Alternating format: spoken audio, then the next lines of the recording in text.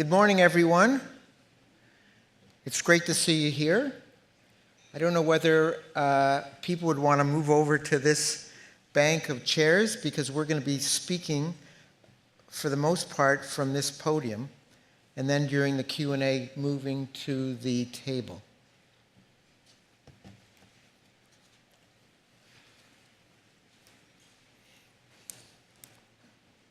There's nothing better than eyeball contact with the audience and your students. Although sometimes when they put a sandwich in their mouth in the middle of a sentence, it breaks you up and you forgot your train of thought. So I'm delighted to see everyone here to this session on opening up and safeguarding the playing field. My name is Bruce Kidd, and I'm the organizer and chair of this session. I'm a professor in kinesiology and physical education at the University of Toronto, where I teach and write about sport policy. This session is about the landscape of organized sport and physical activity and how it contributes to, complicates, and even distorts opportunities for healthy physical activity for children and youth. I'm going to begin with a 30-minute presentation on the overall landscape as I see it, and then two of my colleagues from other parts of the world will provide case studies on the landscape of organized sport and physical activity from their perspectives and their regions. The first of these is Dr. Kristine Toohey, a professor of sport management from Griffith University in the Gold Coast, Australia. Kristine is an accomplished, prolific academic who has done extensive research on the Olympic movement, on women in sport and physical activity, and the legacy of major games. She's currently the president of the Australian Sports Research Network, and for her many, many contributions to the development of sport in Australia and around the world, she has been recognized with the Order of Australia. Our third speaker today is Dr. Selina Khoo, who is a senior lecturer at the Sports Center, the University of Malaya in Kuala Lumpur, Malaysia. She is a member of the Commonwealth Advisory Body on Sport, which advises member governments and the Commonwealth Secretariat on sports policy, particularly as it relates to sport for development. And she is vice president of the Asian Society of Adapted Physical Education. I'm just delighted that my two colleagues have ventured so far to contribute to this important session, and look forward to what they have to say.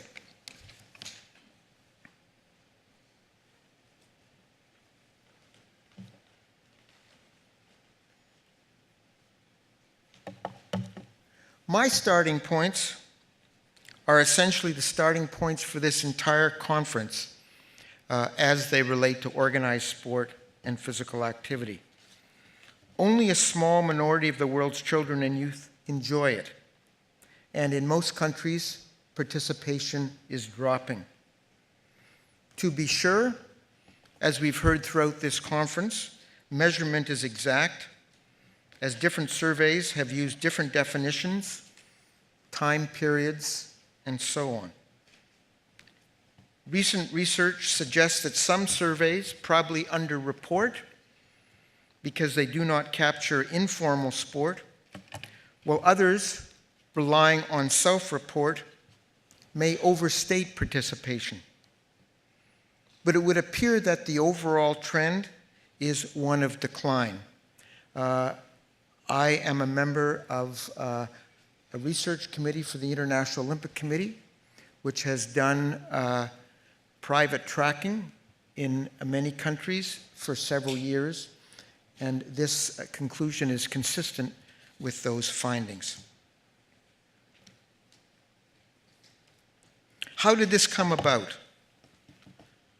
Determinations are complex, multifactored, and rapidly changing in step with economic, social, and technological transformations, particularly with the global migrations of the last few decades and the accelerating urbanization all over the world, not just in the first world, but in the global south as well. They differ, as we have heard, by region, country, and demographic group. But social structure is key. Just as health status involves a dynamic interaction of social and biological determinants, a similar complex of social and individual determinants affects participation in sport and physical activity. On the one hand, there is growing, encouraging evidence that sport and physical activity are well worth fighting for.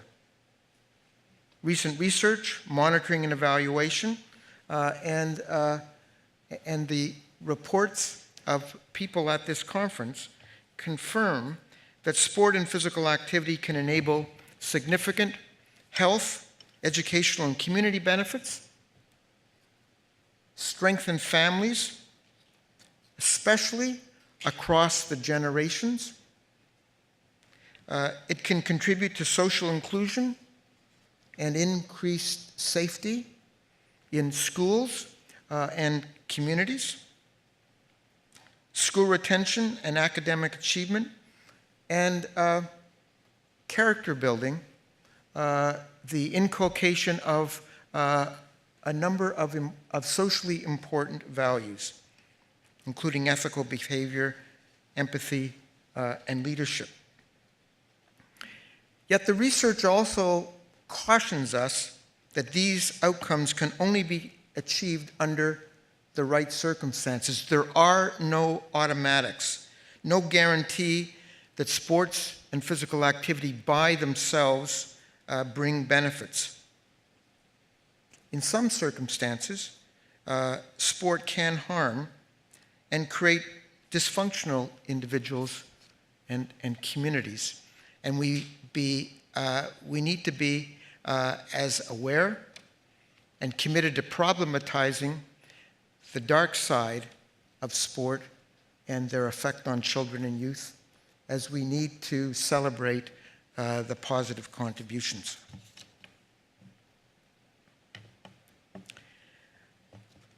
I believe to open up and safeguard the playing field, we must address several global challenges, and I will briefly discuss 5 of these this morning, all of which could be the subject of entire conferences and certainly keynotes. I've developed this list from my long experience as an advocate for organized sport and physical activity, as a policy analyst, and as a decision maker in both my professional and voluntary capacities here in Canada and around the world. I should tell you that this is very much an insider's perspective by somebody who loves and is committed to sport and has spent a lifetime trying to extend opportunities for healthy sport in Canada and around the world. Many of my social science colleagues would be much more critical in making the points I'm about to make. So first of all, inspiration is not enough. Many countries around the world seek to boost participation in organized sport and physical activity through the stirring examples of outstanding athletes in high-performance sports. The idea is that through the pervasive television signals around the Olympics, where billions watch major events, that the children who see those performances will be inspired to take them up and therefore become engaged in organized sport. Countries like Canada have taken that idea one step further and consistently plans sport development around hosting major games. In fact, if you were to summarize state sport development policy in Canada over the last 4 or 5 decades, you would argue that they are all centered around the effort to bring major games and use major games as a stimulate to infrastructural development, but also sport development. As one most recent example, this community, Toronto and the Greater Toronto area, is hosting the 2015 Pan American Pan American Games to realize better sport development as another instance of that strategy. Yet, while the determinations of participation go way beyond sport, there is no evidence, as this table shows, that high-performance sport and excellence in high-performance sport provides any stimulus to actually newly taken up sports participation. This table was developed from a longitudinal study headed up by my colleague Peter Donnelly at the University of Toronto, with collaborative studies from a number of other countries that have staged major games. And it shows that while Canadian athletes have become more successful and more inspirational in the Olympics, at the same time, participation in organized sport has fallen significantly. As part of Professor Donnelly's study, we interviewed, and I was part of this study, the representatives of the 28 national sports governing bodies or sports organizations whose athletes had won Olympic medals during the period under review. And we asked them whether they perceived an Olympic bounce, an increase in participation and interest as a result of those games. And the answer in 26 of those cases was no. And in 2 of the cases, the answer was yes, we got a huge pressure from children and their families to provide opportunities, but because we hadn't planned for it, we didn't have the capacity to engage them. And that story can be mirrored from some of the other countries represented in our study. High-performance sport is, in my view, a social benefit, but not as a strategy to encourage, enhance, stimulate increased participation. And in fact, one of the lessons of the high-performance community in recent years is that you don't have to have a pyramid anymore, a broad base of participation, in order to produce medals at the top. With much better talent ID, you can select promising athletes at a much younger age, and you don't have to pay attention to anybody else. At the same time, in countries like Canada, with Own the Podium, targeted investment has meant that even at the middle and higher level, funds have gone to fewer athletes and fewer sports. And so there's a major disconnect between high performance and increasing participation. I'm not saying here that there's no inspiration from these remarkable performances. The tragedy is that unless there is available, accessible, well-led programs, those who are inspired by those performances cannot take up sport. In the end, may be more disappointed at the end. And certainly this is the Canadian case. The cost and the logistics of running major games are so great and so demanding that there's little incentive for the organizers to think about sustainable strategies of sport development that will go far beyond the time when the Olympic flame or the Pan American torch is extinguished. They focus on the opening ceremony and the idea of, as in the case of Toronto 2015, looking at 2020 and planning for effectively far more participation in sport at that time is not on the agenda.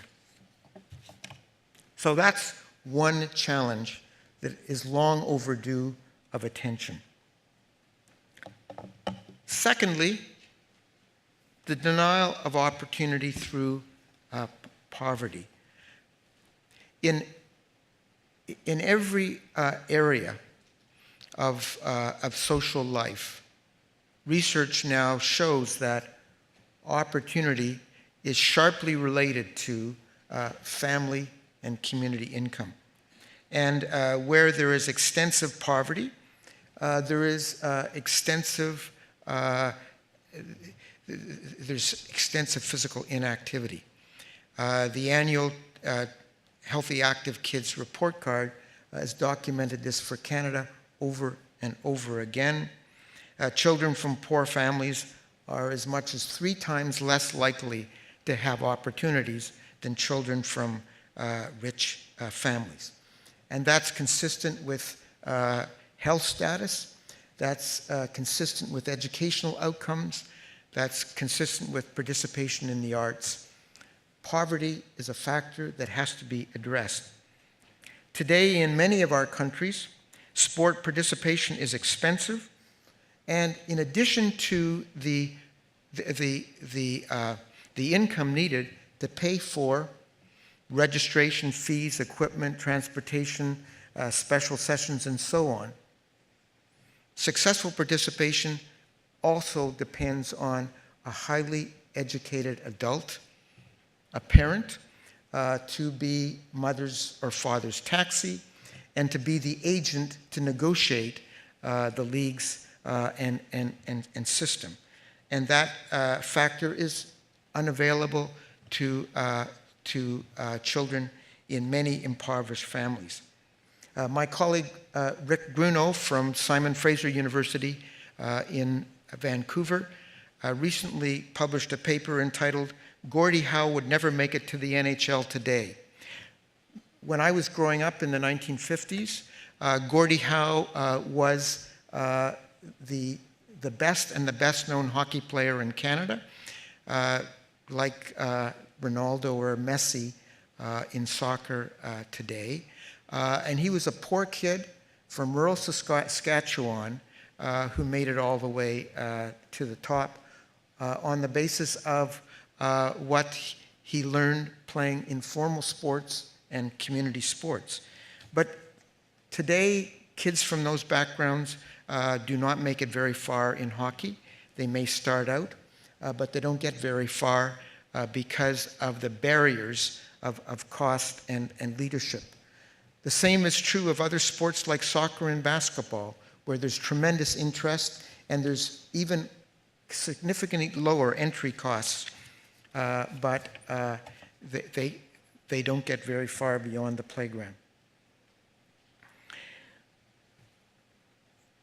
This is a point that needs to be nuanced. In many parts of the world and internationally, because of the United Nations Millennium Development assault on poverty, and because of the significant improvement in economies throughout the global world, in India, in parts of Africa, for example, there has been a significant reduction in the number of people who are deeply impoverished by international measures. But nevertheless, the numbers remain exceedingly high, and that poverty diminishes participation.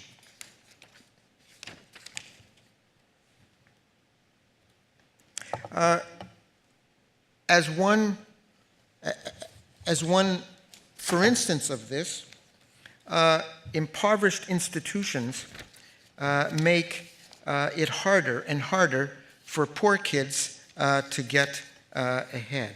And these are Ontario data from another very helpful tracking survey that goes back many years, like the Healthy Active Kids Report Card, to provide year after year data. I'm proud to say that I made it to the Olympic Games. It's hard to believe I'm an aging white bureaucrat, but in my childhood I had a very successful athletic career, and I did that on the basis of opportunities in public institutions. Whether it's in professional sport or the Olympic sports, that's harder and harder and harder for kids today because of the impoverishment of public institutions.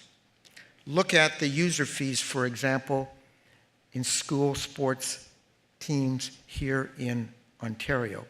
And that doesn't account for in-class fees for physical education. So a related point is the narrowing of the definition of human rights. There's been a rights revolution throughout the world in the last 6 or 7 decades since the United Nations International Declaration of Human Rights was passed in 1948. But the way that revolution has been realized has eliminated opportunities for many people. In sport, and this is an area of my research, it has achieved significant new protections from discrimination, harassment, and undue pressure. It has given athletes the right to participate in decisions affecting them at every level, right up to the International Olympic Committee, where athletes are now elected every year at every Games to the IOC. It's provided protections in the case of disputes to protect athletes from unfair, arbitrary decisions. Yet, there developed some really important or troubling blind spots. The whole series of human rights charters from 1948 to the International Convention on the Rights of Persons with Disabilities in 2006 have also provided what I would call positive rights, the rights to opportunities, and placed pressure, the onus on governments to provide those. The International Convention on the Rights of the Child, for example, affirms the rights to education, leisure, including sport, recreation, and cultural activities. One of the proudest achievements in the development of statements of rights in our area was the International Charter of Physical Education and Sport that was proclaimed in 1978. And Canadians, and an earlier generation of Canadians who led in the area we're talking about, had a lot to do with it. And look what it proclaimed.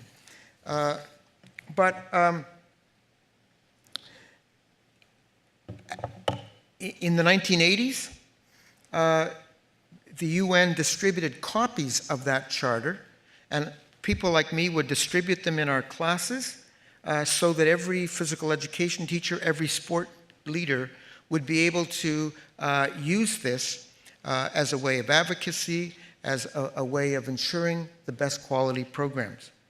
But there are very, very few students in kinesiology and physical education today that would recognize what I meant by this, and no copies are being distributed.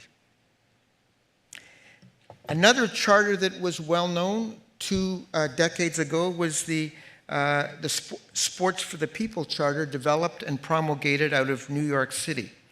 The United States government was one of the few that would not sign the international charter. So colleagues in New York developed their own. And look at this wonderful statement. And posters about these rights were widely distributed in the 80s and 90s. And yet today, this is very little known. With the rise of neoliberalism, with the war on entitlements from governments, and there's an election going on in Ontario where you will hear this language in every soundbite from one of the parties. We've seen an attack on the public provision of opportunities, particularly in our area of sport and physical activity. I'm a proud advocate of sport for development and peace, but it's a movement that is still limited by voluntaristic approaches rather than a demand that public bodies provide them. I recently had an opportunity to write a short article on the history of playgrounds in Toronto, a history that began about 100 years ago when people like us were concerned about the lack of opportunity for children and youth in the city to engage in healthy sport and physical activity. And so a coalition of these interest groups came together to form a campaign to push for compulsory physical education in the schools and public playgrounds provided by tax dollars with trained leaders to staff them and provide opportunities. And very quickly, Toronto and Ontario developed an extensive public system to provide those opportunities. I'm one of the products of that system. Today, however, advocates for sport and physical activity do not call for government to do better. They're not in the forefront of fighting for an effective physical and health education curriculum in their jurisdictions, but they're off forming their own non-governmental organizations based on the charity model. Some of those NGOs are highly idealistic and innovative, and they've done some terrific things, but very few of them make any effort to create universal programs. They compete with each other for funds, volunteers, and clients. Often they compete against government, and they offer little public accountability.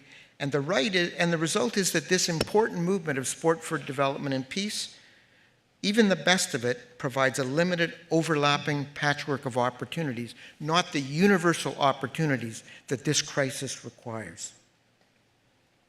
Fourthly, the persistence of gender barriers.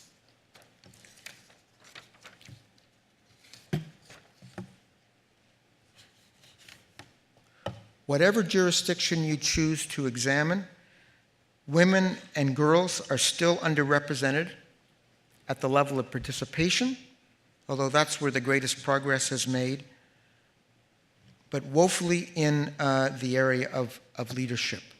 And all of the tracking surveys from every corner of the globe remind us of that.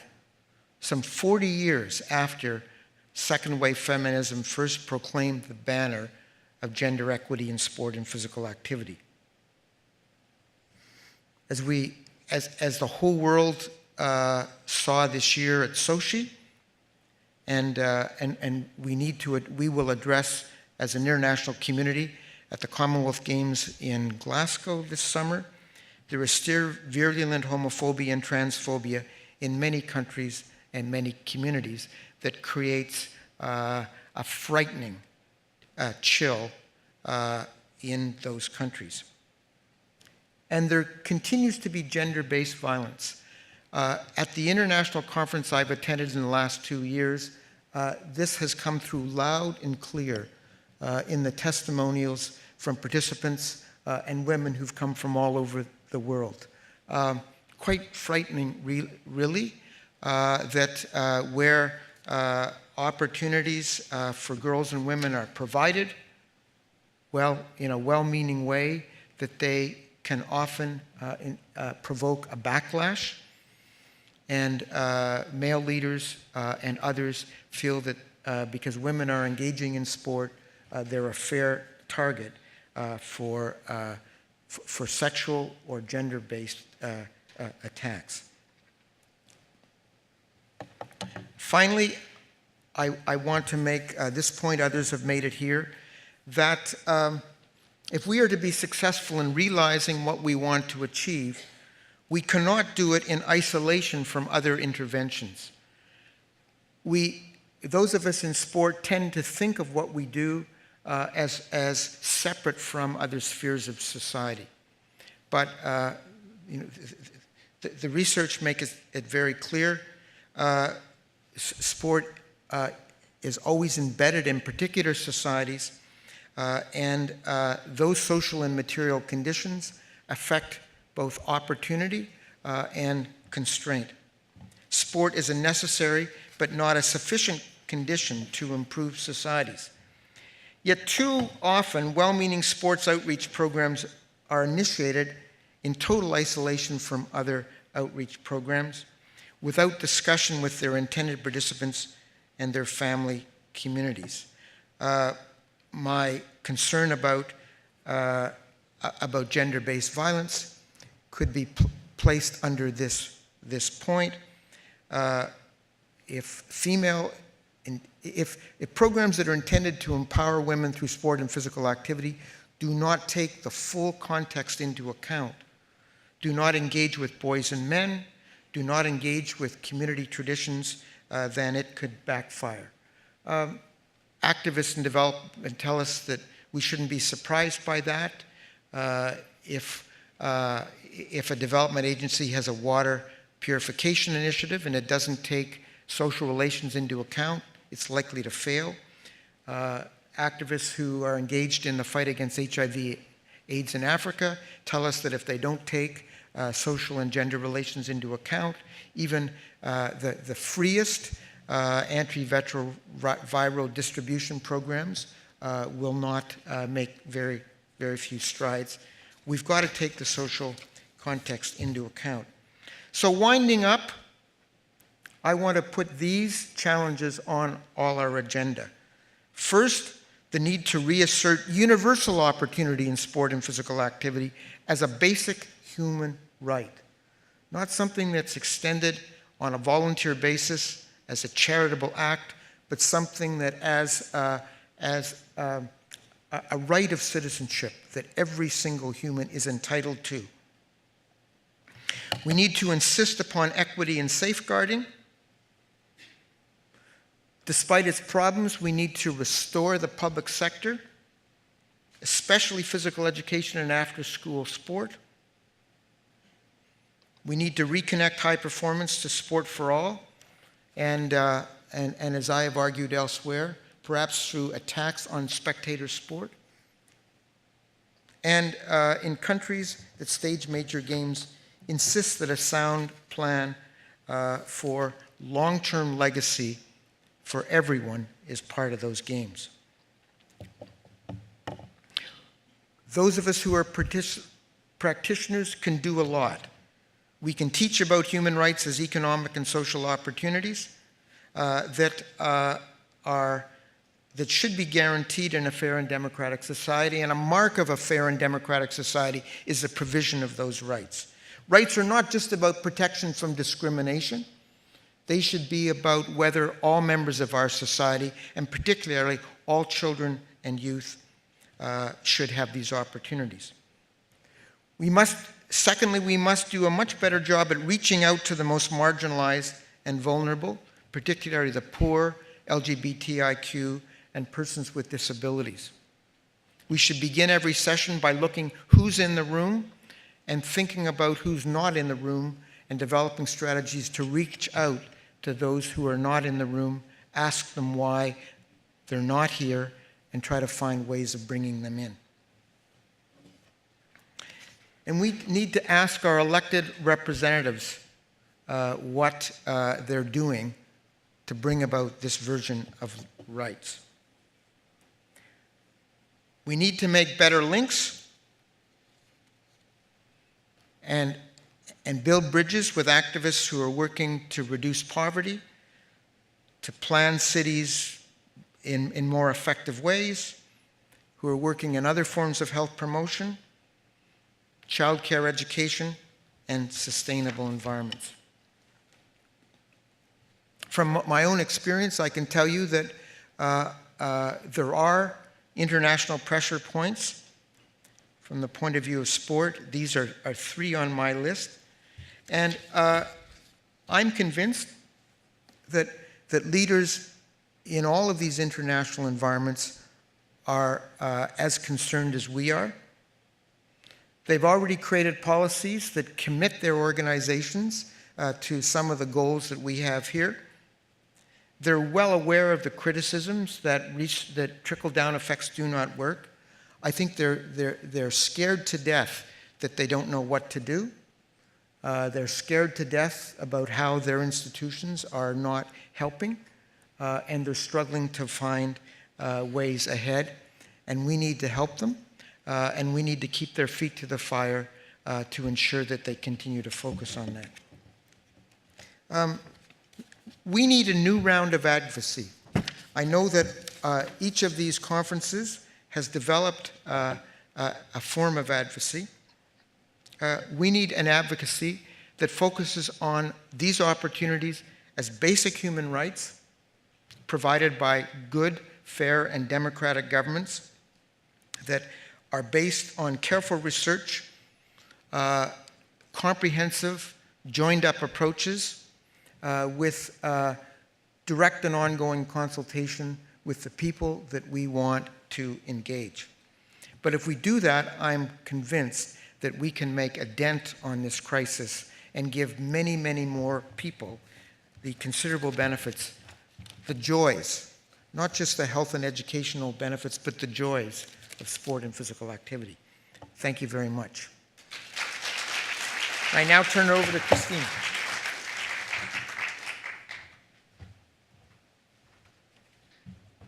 I'm from Australia, so I should start by saying good day. I want to thank the conference organisers for this, what I found really inspiring couple of days.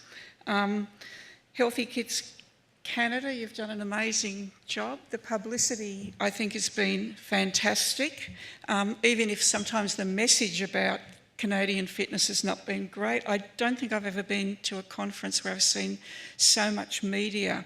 And so I hope it does make a difference. So thank you to the conference organisers. Thanks also to Bruce for organising this session and the invite. I think it was W.C. Fields who said you shouldn't work with children and animals. And if he'd been alive, he probably said you shouldn't follow Bruce Kidd after his inspiring talk.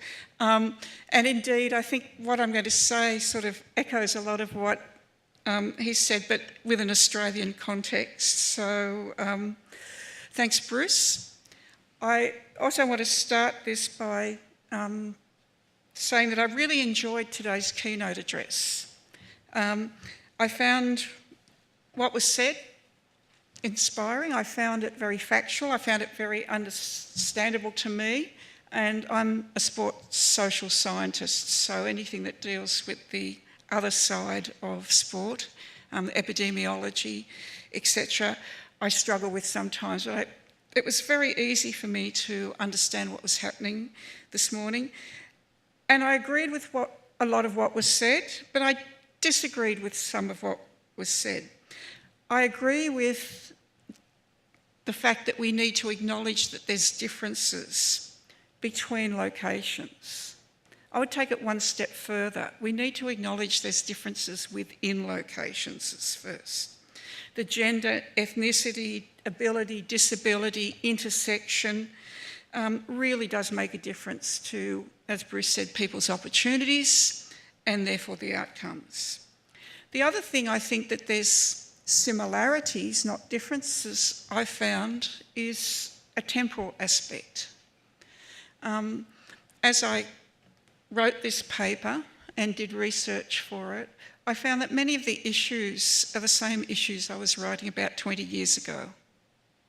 Of the intersection issues, the gender issues. And so the big question, I think, for us as practitioners and as researchers is why are we dealing with the same problems? There's a new set of new problems, but many of those inequity problems still remain. There's also different maps put up in today's keynote as well. I just had to put my little Australian map that's turned down under on top.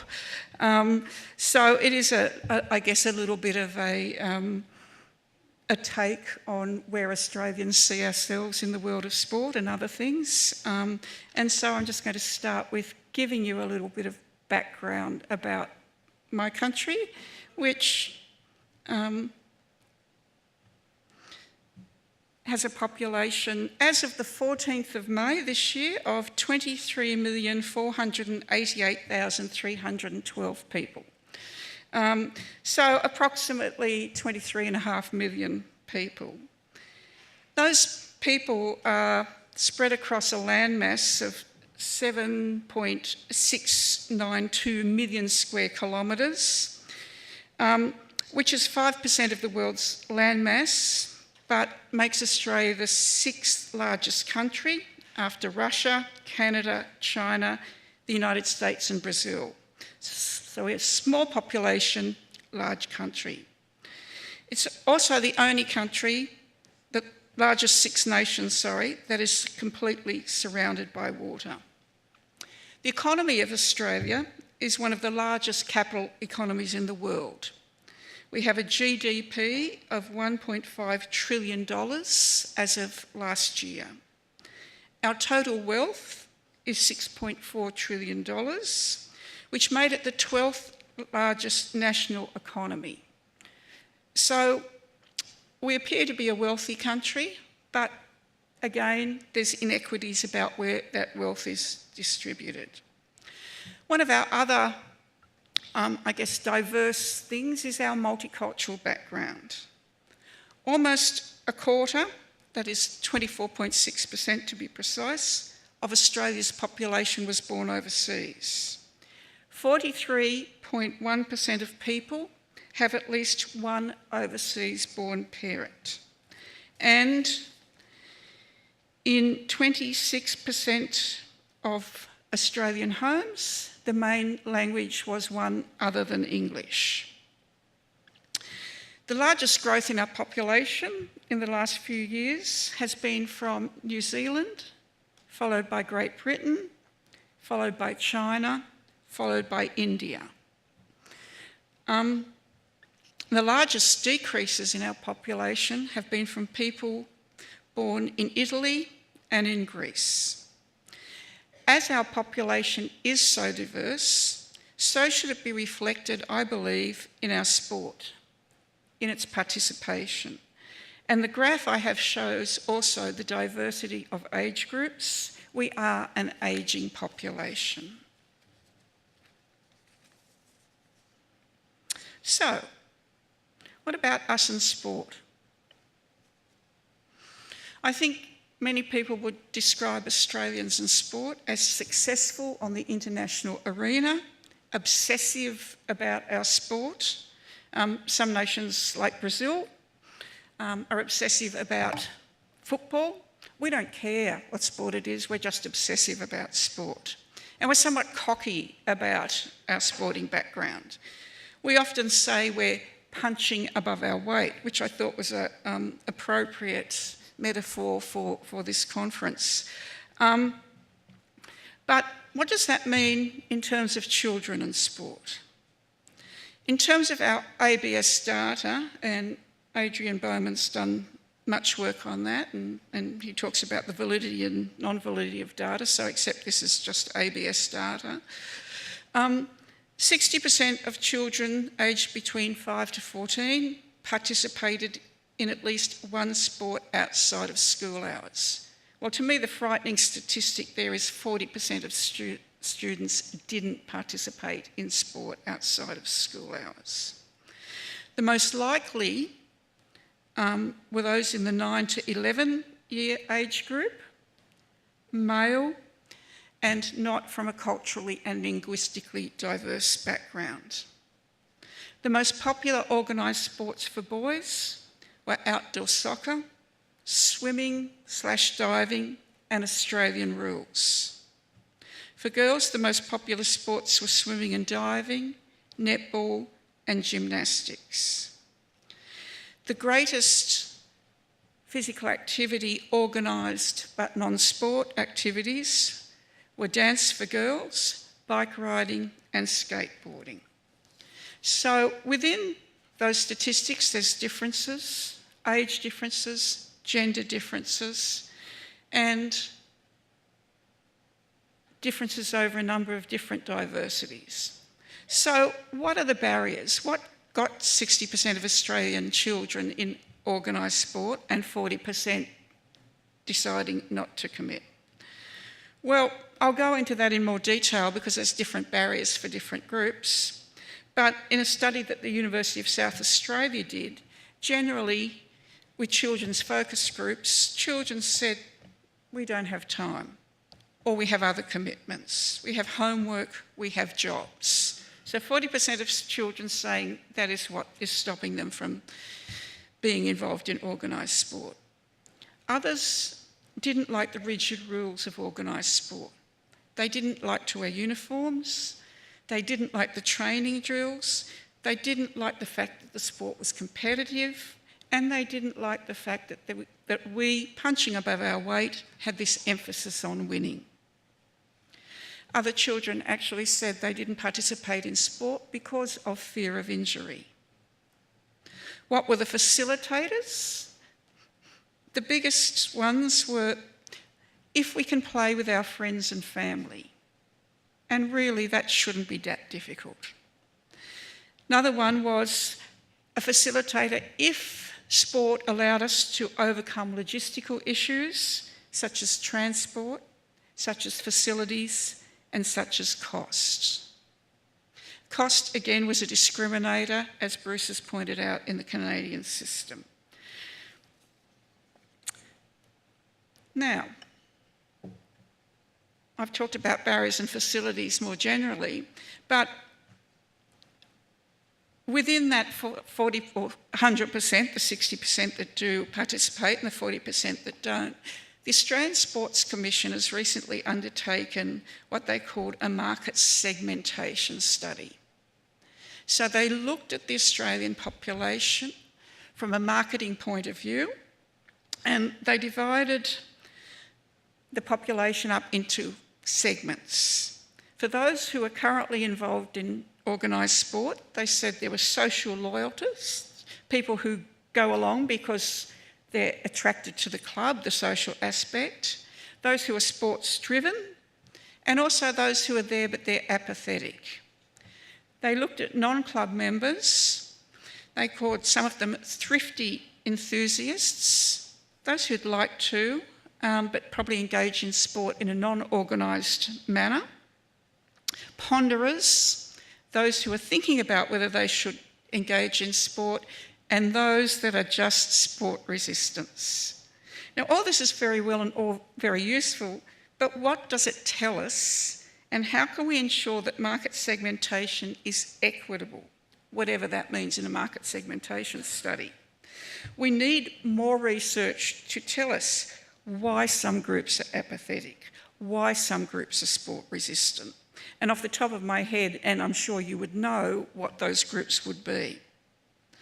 But the Sports Commission said it is important that we understand the market segmentation so that sports can influence motivations and behaviours that children have towards sport and physical activity by providing a focus on fun and enjoyment rather than competition, providing products and services that are inclusive, providing flexibility in product, and identifying the potential for growth opportunities.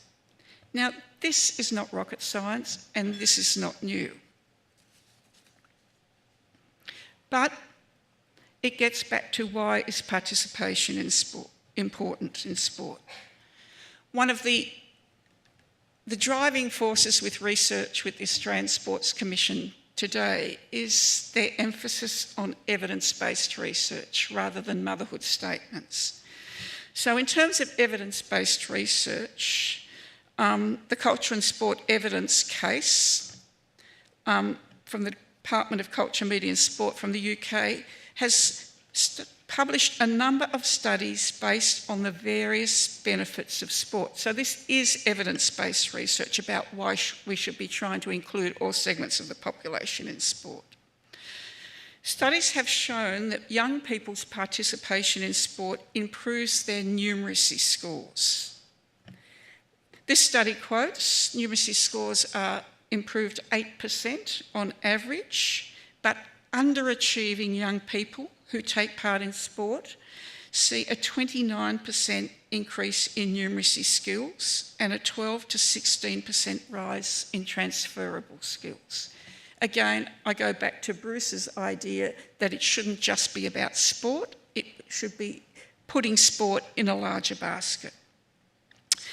The study also found that returns on investments in sport for at-risk youth are estimated to provide a 7.35% of social benefits for each pound spent through savings to police, the justice system and the community. And that crime reduction and community safety has been improved by programs for children that engage in sport. Because youth at risk can enhance their self-esteem and reduce reoffending. The research does show that sport is most effective in this field as part of a wider development program, engaged with education and lifelong learning. So the studies show that there is a positive link between taking part in organised sport programs and academic achievement. The studies have shown this is especially true in programs that combine sport with specialist out-of-school education programs. So sports programs do have the potential to strengthen social networks and community identity, according to these studies. However, if segments of the community are not engaged in sport, it ipso facto means that they don't have access to these benefits. So again, it behooves us to ensure that all segments of our Australian community, just as your countries, have access to these programs so the benefits extend past sport into other aspects of life.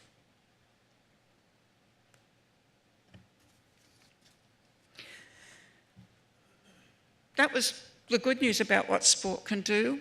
The bad news is that there is still significant barriers to participation for diverse populations that have been identified by the Australian Sports Commission through their survey of cultural diversity and racism that was called What's the Score?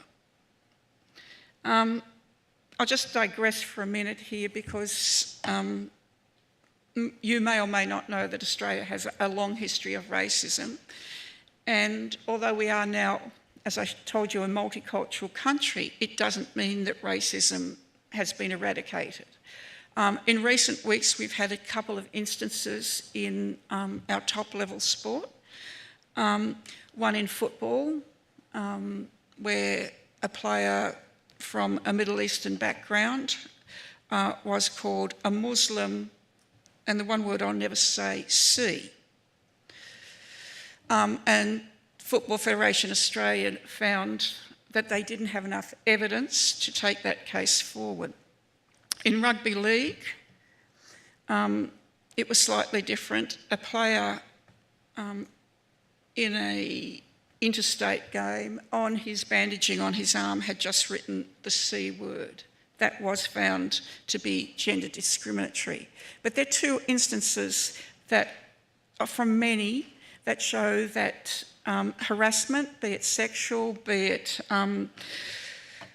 based on race, be it based on everything, still does persist, and it certainly persists in sport.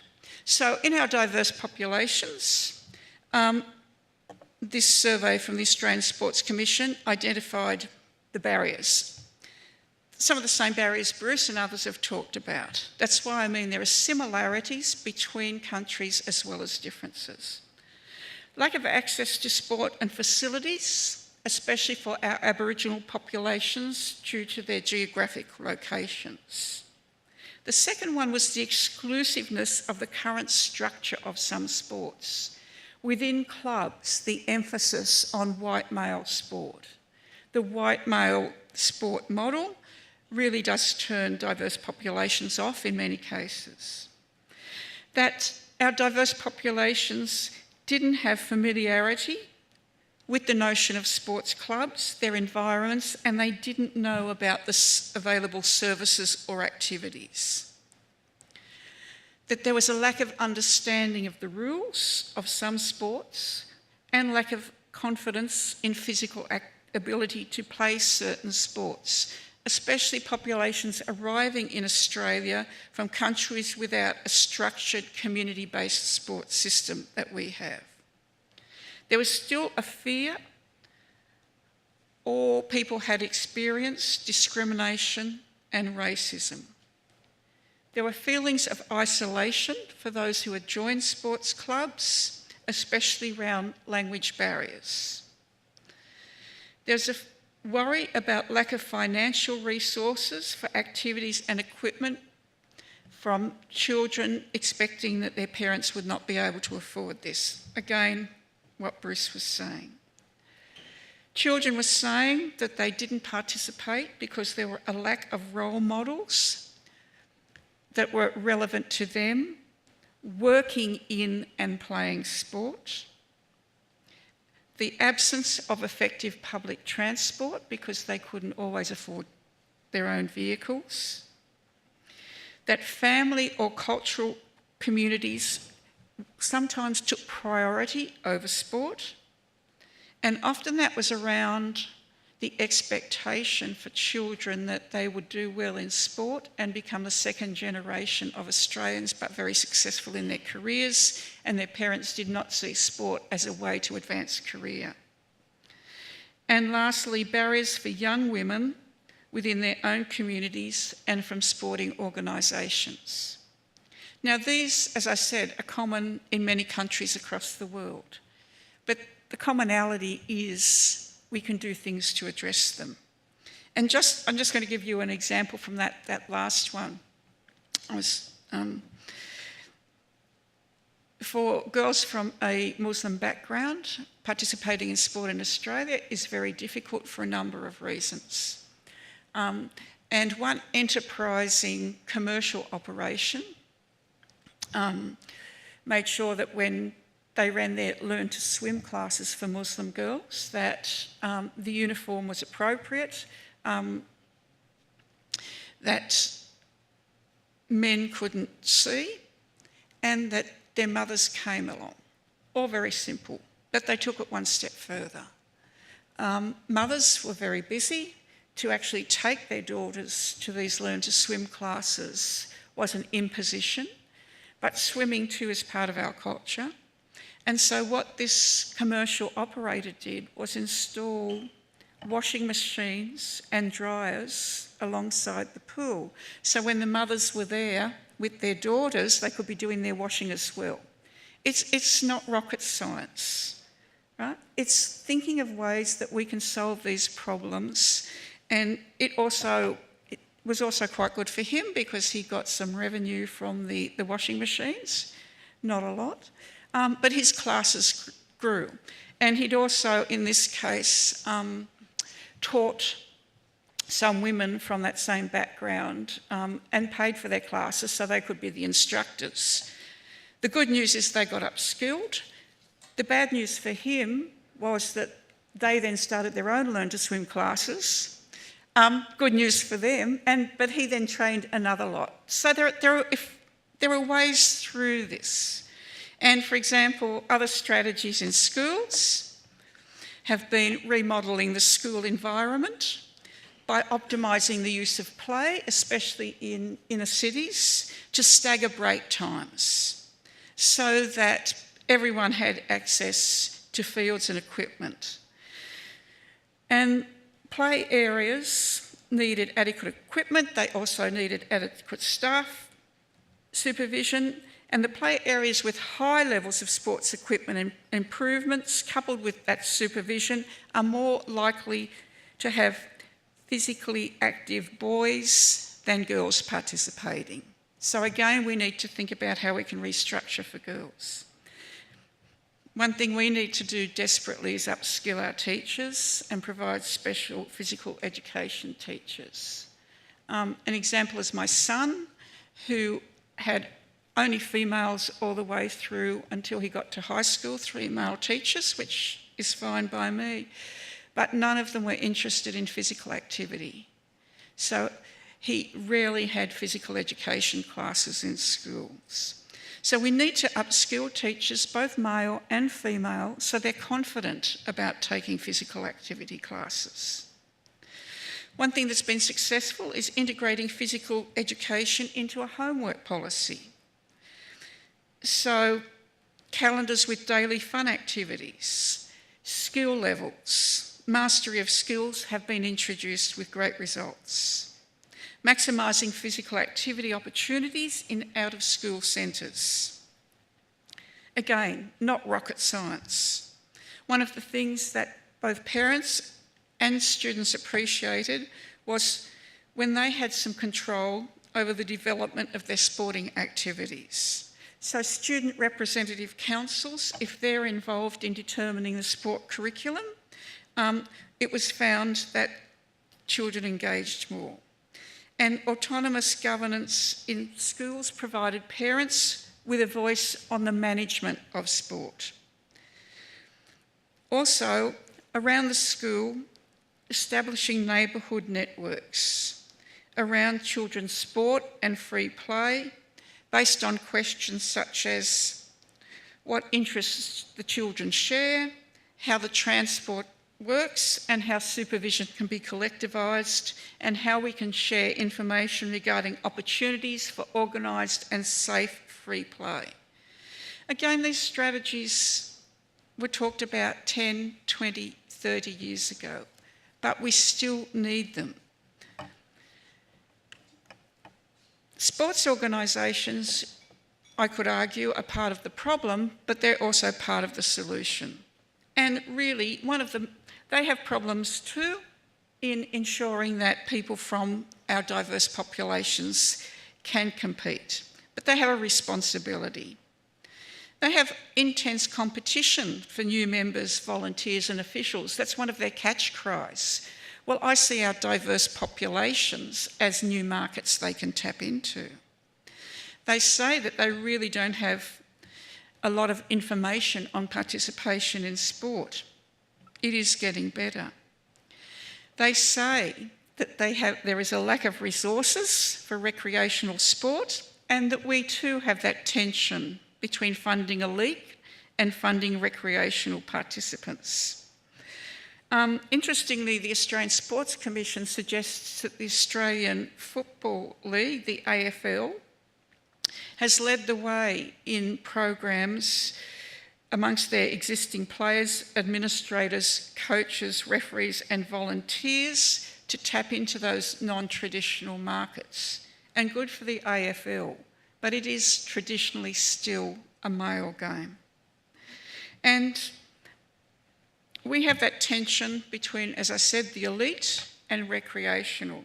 And the quote I found was, "There seems to exist a considerable degree of mindless polarity on the issue of sport for all or sport for the elite. Such an issue should not exist at all, since mass participation and excellence in sport are not mutually exclusive. While not all sports participants will necessarily receive an equal share of the tax dollar, the opportunity for increasing the quality of life through meaningful sports participation at any level can and ought to be provided for any attempt to further define and meet the growing needs of Australia." That's all very well, but that was actually written in 1975. It hasn't changed. So, what is that tension between elite and recreational sport? Partly it's because our funding dollars are still basically tied to elite sport, and that we have this misguided view, just as Bruce talked about, that hosting elite sport events will involve a trickle-down effect that will benefit recreational sport. As a matter of fact, 2 weeks ago, I was at a Commonwealth Games lunch on the Gold Coast, and we're hosting the 2018 Commonwealth Games. And the Premier said, "It's great we're hosting the Commonwealth Games because that will mean there'll be increased participation in sport for youth." And I just tore my hair out. Politicians and sport still promote that myth, partly to justify the huge funding that goes to elite sport and mega sport events. However, there has been no evidence collected or collated, said Mike Weed and friends in 2009, that any previous Olympic Games has raised participation. As a matter of fact, the most substantial sport participation-related impact of the Sydney 2000 Olympics was an increase in passive sport involvement. That was an increase in spectatorship and an increase in watching sport on television. Furthermore, every gold medal cost the nation $37 million to achieve and $8 million per medal in general. Imagine if that money was transferred more to from elite sport to recreational sport. So I do think the AIS and the ASC do need a paradigm shift to increase resources to recreational sport, and in those increased resources, spread them across our diverse populations. This is important not just to the populations, but to those clubs who are saying they've got problems, because it will increase clubs' membership base. It will increase the number of skilled or gifted players in a club.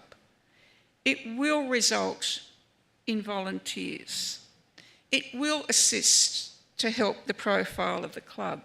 It will help us to learn about other cultures. Evidence that shows it will help us increase social benefits.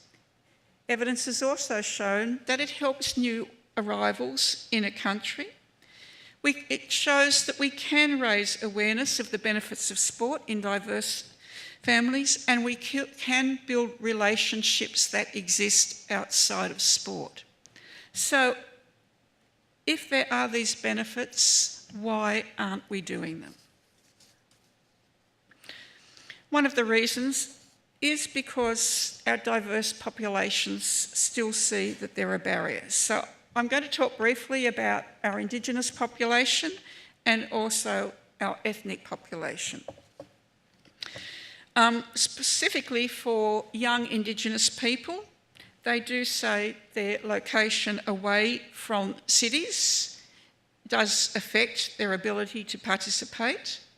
Again, the exclusiveness of some sports, financial resources, the lack of role models, but certainly they also say the lack of information and knowledge about the game, but most importantly, they find the lack of respect from people working in sport is one of the biggest turn-offs.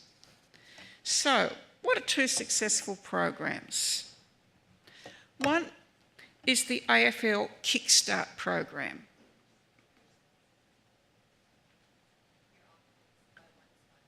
Sorry? Oh, sorry, thank you.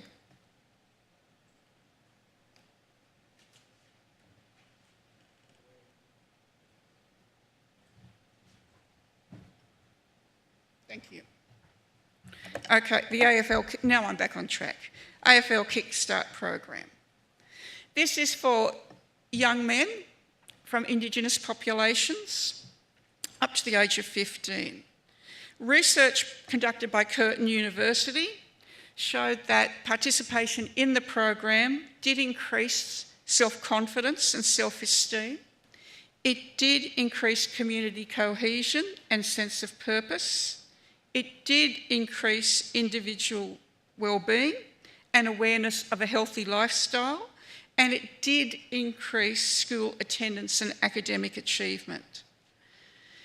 Participation in the program also decreased vandalism, alcohol and substance abuse, and antisocial behaviour and crime at public events and location. So again, talking about those social benefits. Another program that has been introduced in sport is surfing for Indigenous communities. And what I'm going to talk about here briefly is what was learnt by those involved in giving the program, not just for the participants. So those involved in the program said it learnt that there was diversity. They learnt that there was diversity within the Indigenous communities and helped them avoid overgeneralisations about those communities and also enhance their cultural sensitivity and awareness.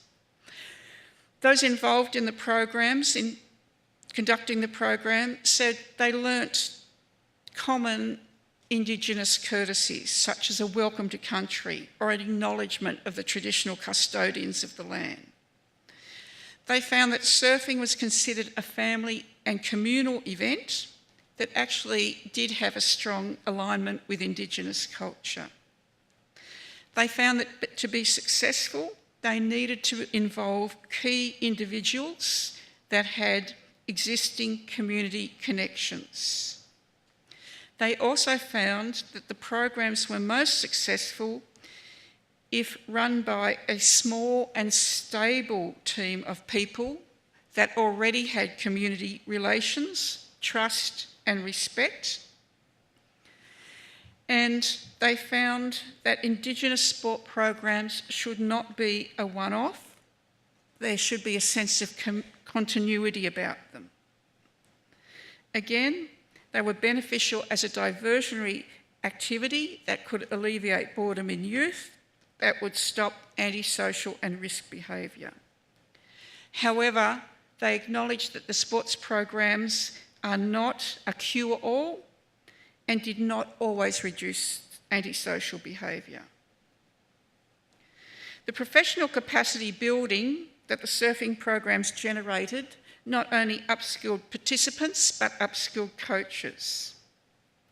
There was evidence of greater organisational capacity for those clubs who introduced the Indigenous surfing program, but the key finding really was that surfing offered substantial potential for Indigenous people and their communities to form connections that may positively shape and influence their life within and beyond surfing, that is, within and beyond sport.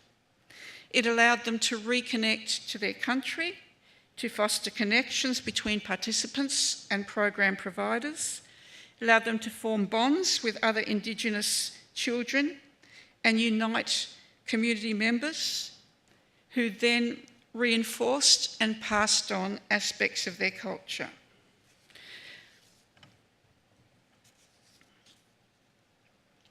A successful program for culturally and linguistically diverse youth was run in Stirling in Western Australia, and the study by Edith Cowan University showed that the reasons for the success, again, not rocket science, they engaged the parents of the young people, they reduced the costs, they got subsidies, they made sure that there were gender-specific teams, sessions and programs, and again that the uniforms were culturally acceptable.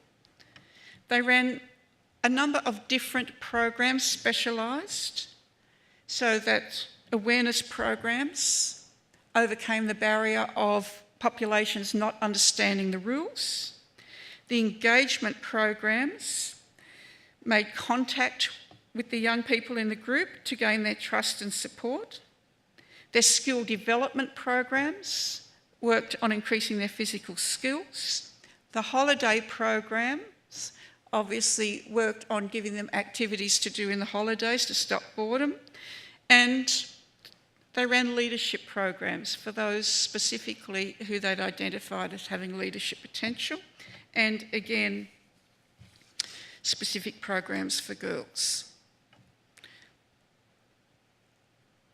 We have so many diverse populations, but I don't have time to go through them all, but certainly for people with a disability,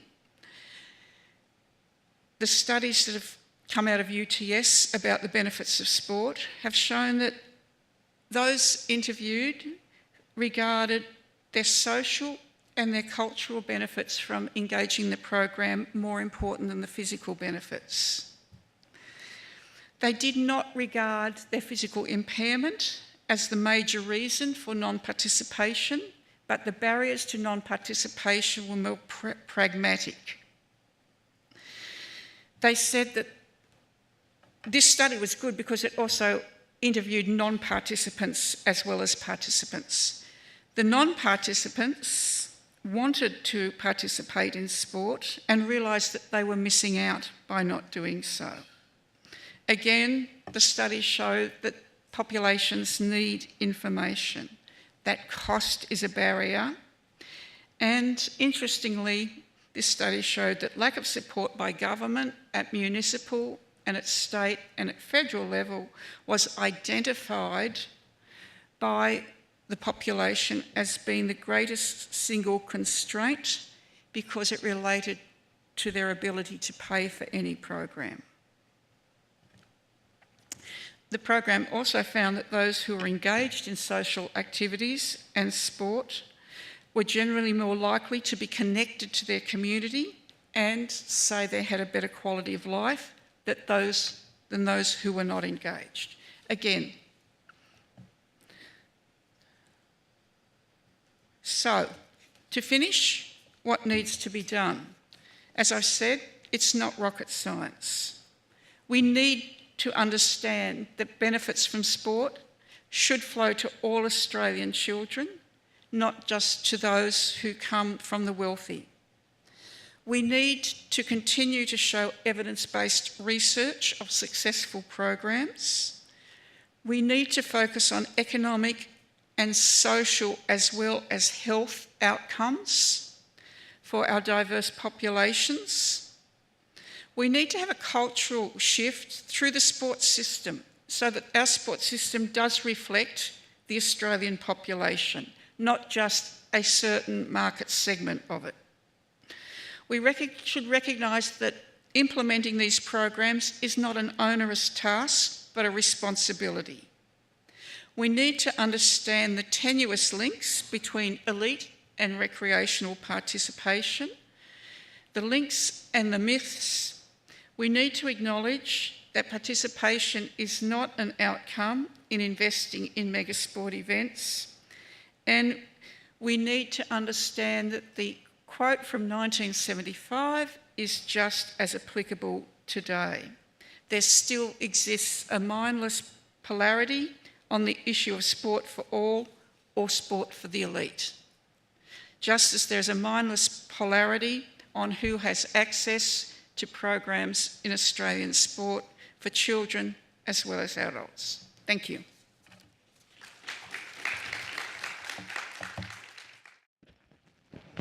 Good morning, everybody. I'd like to thank the organisers and Bruce for inviting me to this very exciting summit. I'm going to start with where I'm from. I'm from Malaysia, but for the last 4 months, I've been in Australia on sabbatical. A little bit about Malaysia.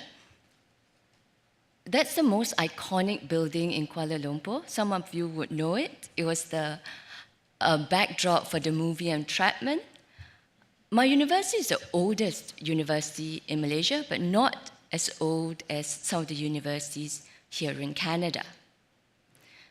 Because I'm from Asia, I'm going to share with you a little bit about Asia. And we heard today that there's really not much research coming out of Asia. I'm going to look at obesity and overweight among children and youth in Asia, physical activity, and also the differences in obesity and physical activity between children with and without disability, and what are the barriers children with disabilities face in participation in physical activity, and what are the efforts some countries have done to encourage physical activity for children with disabilities. Asia is such a diverse and contrasting continent. You have some of the richest nations in the world: Qatar, Singapore, Hong Kong, Brunei. You also have poor countries: Afghanistan, Nepal, Bangladesh, Myanmar. Let me introduce you some children in Asia. The obesity epidemic has hit Asia. Some Asian countries have dramatic increases in obesity rates. Let's look at some of these rates. This data is from the Global School-Based Student Health Survey conducted by WHO. We notice that the country with the highest rate of obesity and overweight is Kuwait. 51% overweight, 22% obese. The lowest is Cambodia, 3.7% overweight and 0.4% obese. We also notice that countries in West Asia, Kuwait, UAE, Lebanon, Syria, Jordan, are the countries with the highest rate of obesity. And in the middle of it all, you see Malaysia. Newspaper article that came out last year said that Malaysia is the fattest nation in Southeast Asia. And that's not the statistic we're proud of. We're proud of having the tallest twin towers in the world, but being the fattest nation among the 10 Southeast Asian countries, not a statistic we're proud of. Are there gender differences? There is. We notice that in most of these countries, boys have higher rate of overweight than girls. In some of these countries, it's more than double that of girls. These are the countries where girls are more overweight than boys. How about obesity? The rates are quite similar, with boys being more overweight than girls.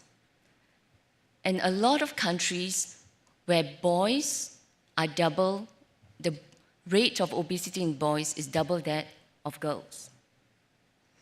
Let's look at physical activity, because we know that physical activity is beneficial to reduce obesity. When we look at this, we see that the country with the highest rate of obesity is not the one that's the least active. The least active is actually Cambodia.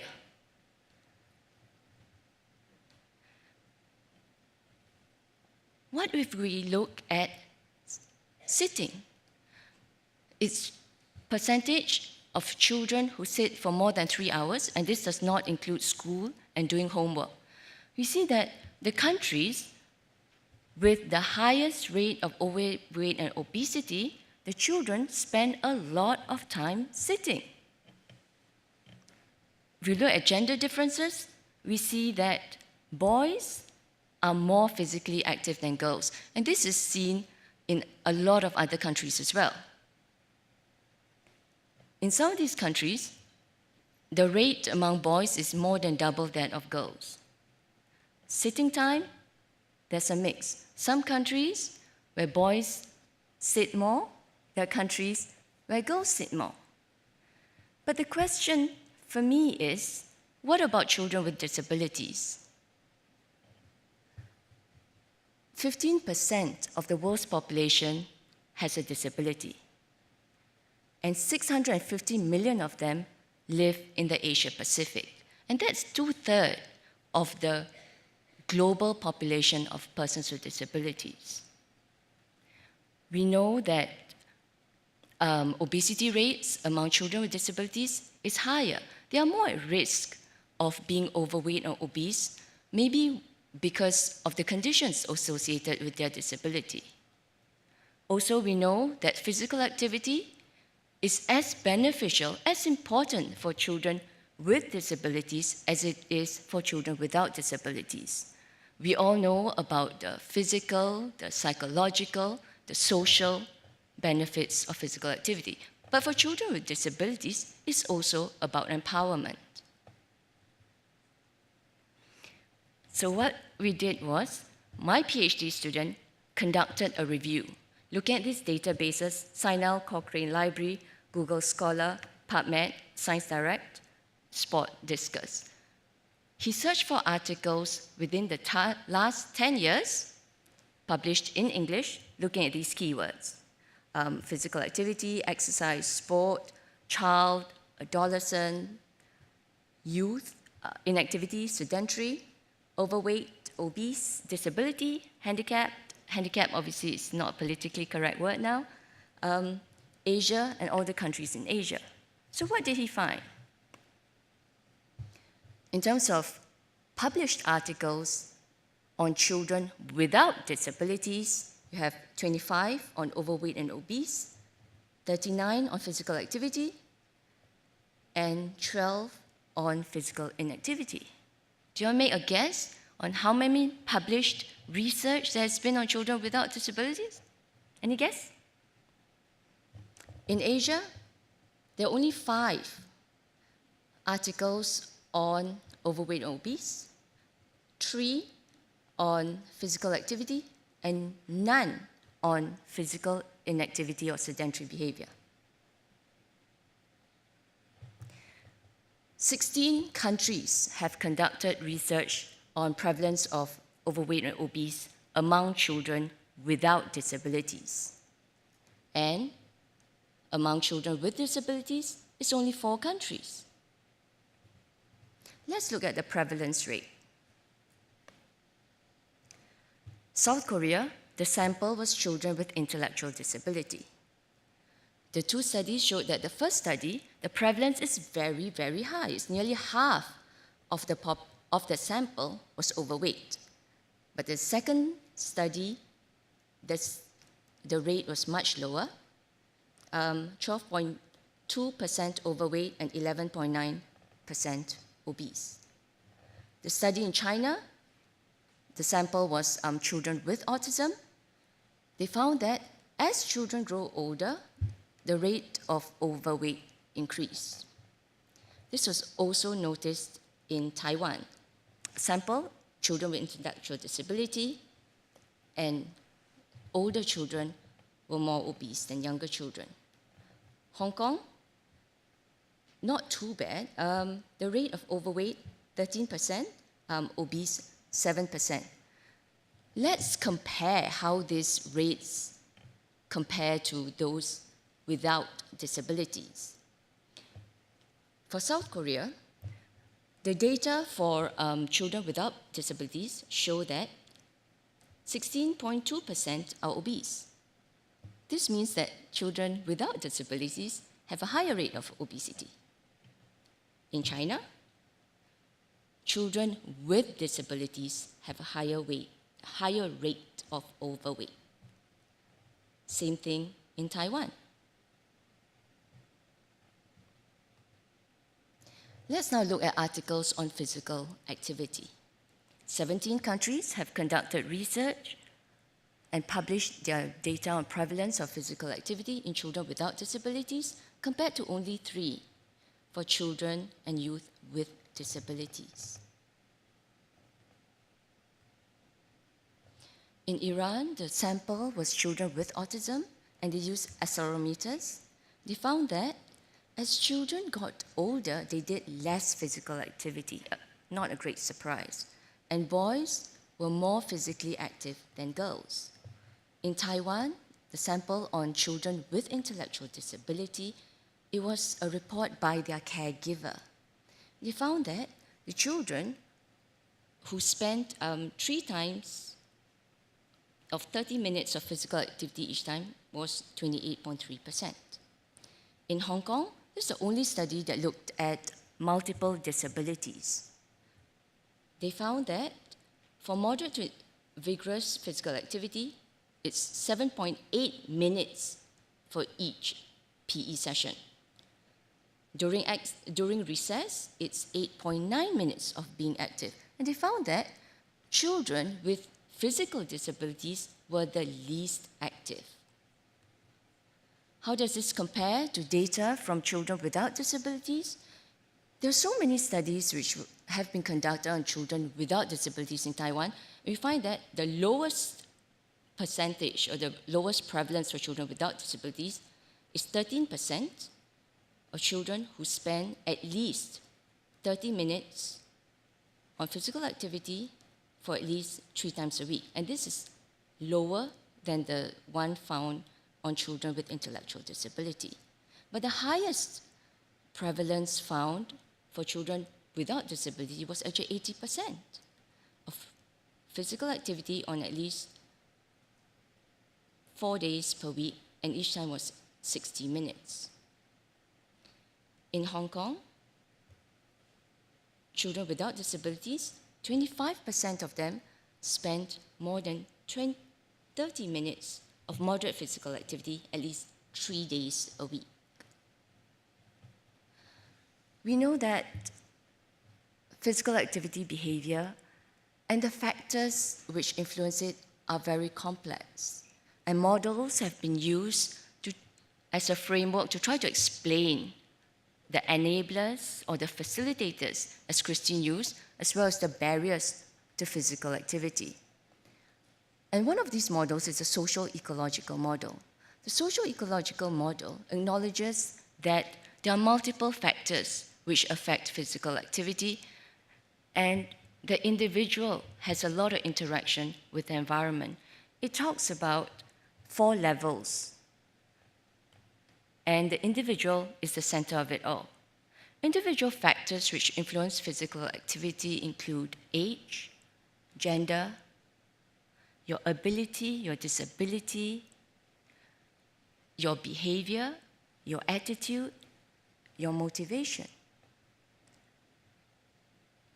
The social factors which influence physical activity are related to relationships, the society, and your culture.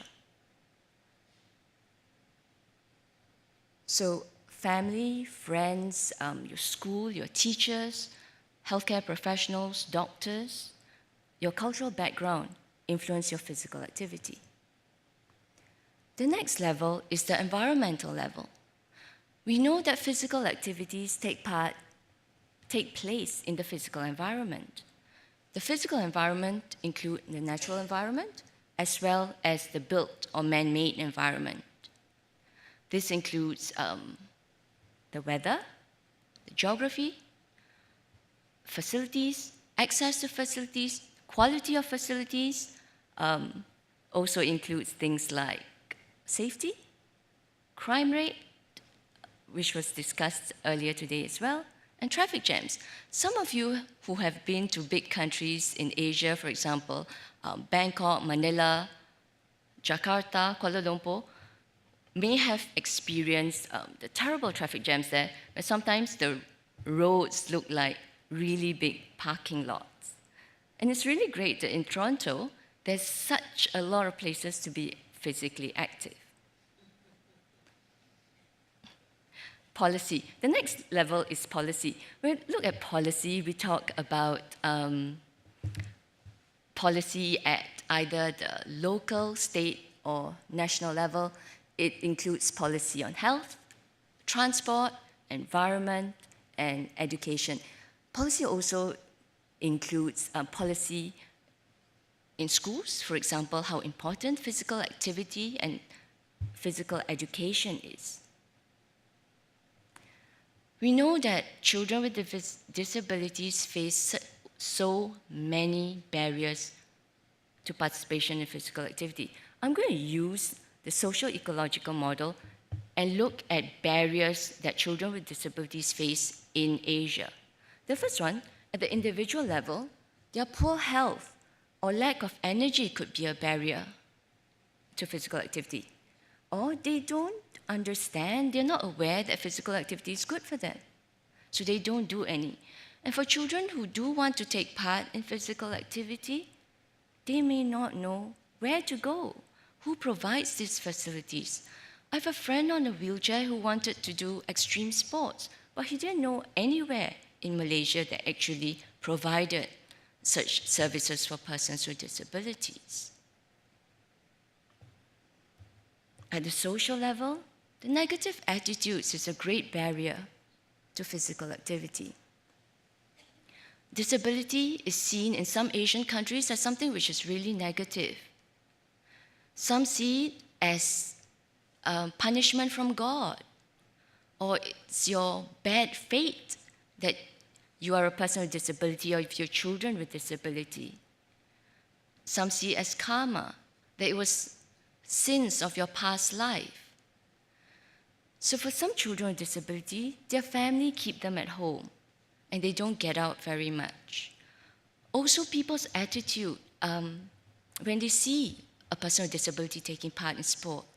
When I interviewed some persons with disabilities on their barriers of participation, one of them said that when she took off her prostheses to go swimming, people stared at her like she was an alien. Those were her words. So people are really not used to seeing persons with disabilities take part in sport. Another barrier is related to qualified personnel. Not many countries have programs that train people to be able to help persons with disabilities or children with disabilities to actually take part in sports. They don't know how to include children with disabilities in sports. Some think that children with disabilities cannot do a lot of things. They are overprotective sometimes, and this happens a lot in some Asian countries. Another barrier is related to gender, and this has been highlighted by Kristine and Bruce. For children with disabilities and for women with disabilities, it is a double whammy. You're discriminated because of your disability, and you're also because of your gender. In some Asian countries, because of the culture, the tradition, religion, and also attire, like what Kristine talked about, the dress, that could be a barrier to physical activity. Another barrier is because there are not many role models for girls with disabilities who want to take part in sport.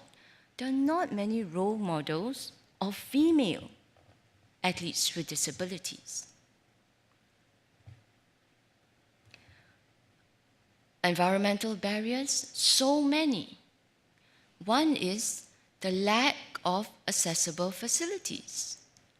I was commissioned by the Malaysian Information Network on Disability to come up with a list of accessible facilities in Malaysia, and it was a very, very short list. A lot of facilities do not have lifts or ramps, and there are drains which are not covered, so it's very difficult to get into those facilities. And some facilities with ramps, some of the ramps do not follow specifications and are very, very steep. And I would really hate to imagine how a wheelchair can go up that ramp. The picture on the left. Another barrier, other than facilities, is equipment. There's very limited equipment for children with disabilities to take part in sports. Also, equipment is very, very expensive. You need specialized equipment for some sports like wheelchair tennis, wheelchair basketball, and they are very, very expensive. For countries which are not very rich, that's a very huge investment. Accessible transport is another really big barrier. A lot of countries in Asia do not have accessible facilities, accessible transport. And some of them, if they have accessible transport, the bus stops are not very accessible. So it's very hard to get from the bus stop onto the bus. The picture on the right is from Malaysia. Cars are parked everywhere. Can you imagine a person with disability or child with a disability trying to get anywhere. It's like an obstacle course that you have to go between all these cars. Let me talk about policy. There are policies at the national and international level which look at persons with disabilities. The one that I think most people are familiar with is the UN Convention on the Rights of Persons with Disabilities. This convention outlines rights, for example, civil rights, political rights, social rights, cultural rights, economic rights. And Article 30.5 talks about participation in sport, leisure, and recreation. Unfortunately, by the end of 2012, the Asia-Pacific region has the least percentage of countries which have signed and ratified this convention. In the Asia-Pacific region, we also have policies related to persons with disabilities. We have the Asian and Pacific Decade for Persons with Disabilities. It started in 1993. For that first decade, the emphasis was on inclusive education.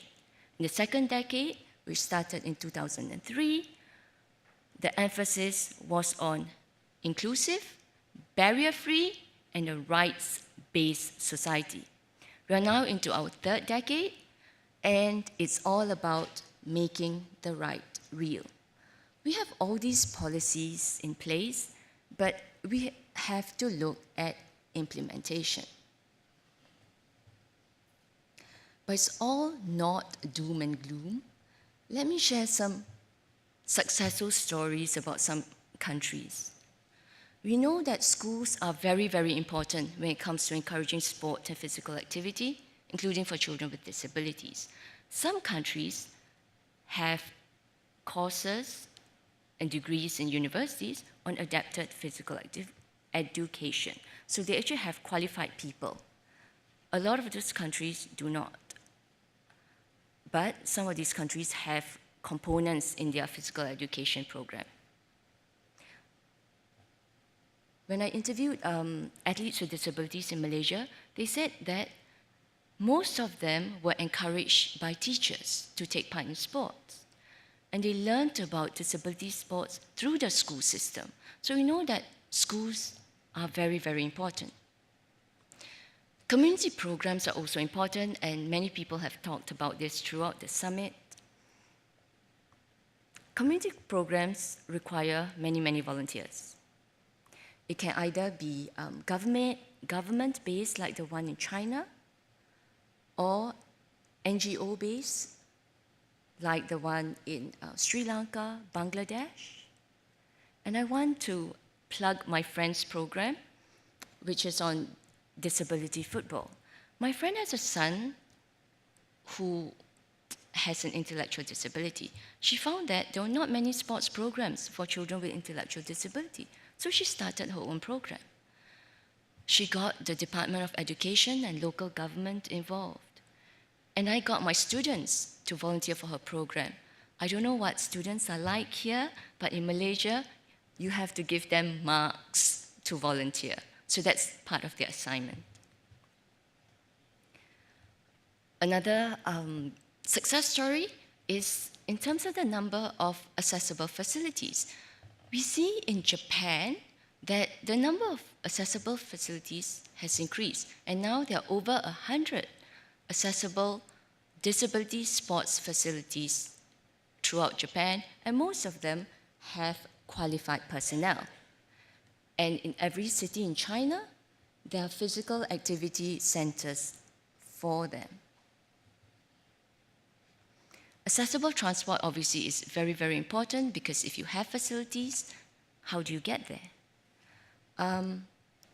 In Singapore, you have accessible buses, picture on the top left, and the bus drivers are supposed to help persons with disabilities to get on and off the bus. When you have accessible buses, you need accessible bus stops, like the picture, the bottom left. You also need train stations which are accessible. So that's the picture in the middle, top right, middle on the top. And I was very surprised, very pleasantly surprised, to find Braille on the crossing in Istanbul. And this was on the Asia side. In Malaysia, transport, unfortunately, is not very accessible. So they have vans which are accessible that persons with disabilities can call and book a ride, and they are not very expensive. But because it is so limited, it is oversubscribed.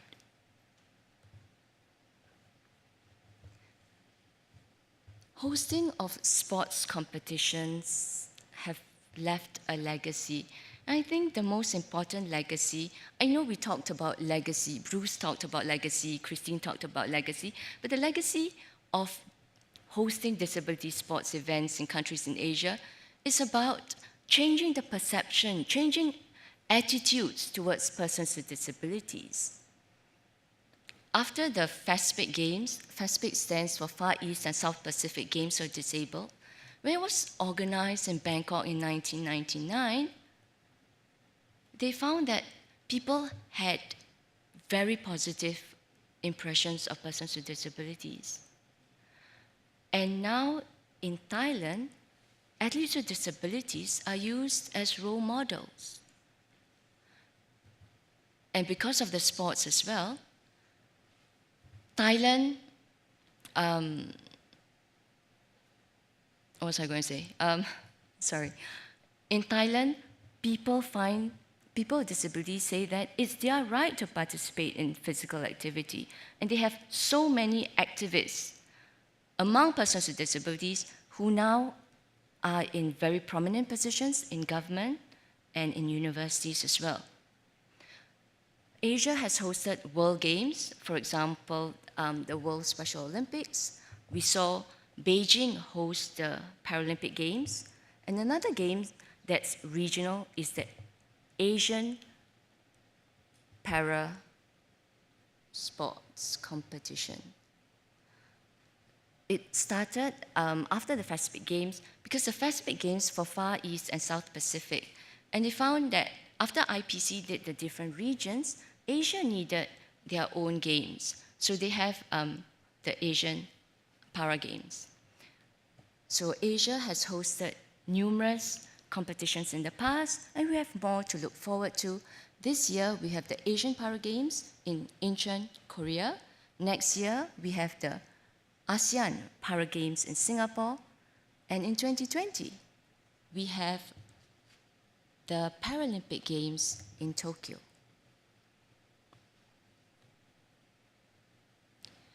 We know that government support is so important when it comes to sports and physical activity. In Thailand, the government has really taken it upon themselves to encourage disability sports. It's such a concerted effort. In Thailand, they train so many classifiers among physiotherapists, and they volunteer at community events. In Singapore, they have the Active SG program. SG stands for Singapore. And in this program, they give $100, Singapore dollars, which is equivalent to about 86 Canadian dollars, to people who register. They don't give you whole hard cash. They give you money to actually join their programs. Join physical activity programs, join clubs, and become members of gym. And this also is for everybody, including persons with disabilities. Another one I want to highlight is the Shafala Center in Doha, Qatar. It provides comprehensive facilities for all children with disabilities, and this includes facilities for physical activity as well. And in 2008, they organized a forum on sport and ability and invited athletes with disabilities as well as the president of the IPC. We can look at policy for sports, for persons with disabilities. It can be included in a sports policy like the one in Malaysia. The policy in Malaysia is about sports and looks at sport for all, including disability sports. But the policy in Afghanistan is a disabilities policy that talks about sports for persons with disabilities being a right for them. So what's the way forward? We know that there are so many more things that can be done for children with disabilities in Asia. There is lack of information. We see so few studies that have been conducted, and that's such a gap. We also need to consider the strategies and the plans for the future. And these plans need to consider the different levels, for example, the individual level, the social level, the environmental level, and the policy level. Because if you just have a strategy that focuses on one level, it's not going to work. So I think that's the way forward. Before I end, I would like to thank my RA, my PhD student, Andre, who conducted the review, and also all my friends from around Asia who gave me the information from their own countries, because there really isn't much out there. And what's out there is in their local language. So that was very, very difficult. And with that, I thank you.